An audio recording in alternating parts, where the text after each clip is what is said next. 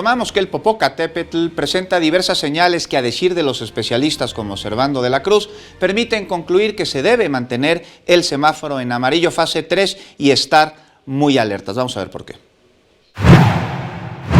Los sismos de septiembre de 2017 influyeron determinantemente en el aumento de sismos volcanotectónicos en el Popocatépetl, afirmó Servando de la Cruz, miembro del Comité Científico Asesor del Popocatépetl.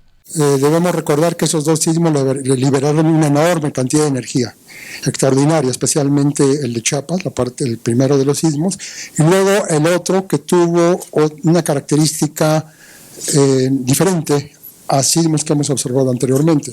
Ante el incremento de la actividad del volcán, se tienen previstos 3 posibles panoramas futuros.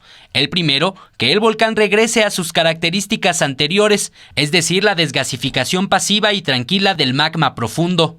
Otra posibilidad, también bastante probable, es que la actividad sigue su curso con explosiones intermitentes separadas por horas o días de emisiones de gases bajas. El tercer panorama es que ante varias semanas sin explosiones ni emisiones de gases, la presión acumulada se libere de manera rápida, desencadenando la descomprensión de todo el sistema. Por esta razón y de acuerdo a científicos, resulta necesario mantener la alerta amarilla fase 3 y recomendar a la población de las comunidades más cercanas al volcán mantenerse atentos ante cualquier incremento de la actividad.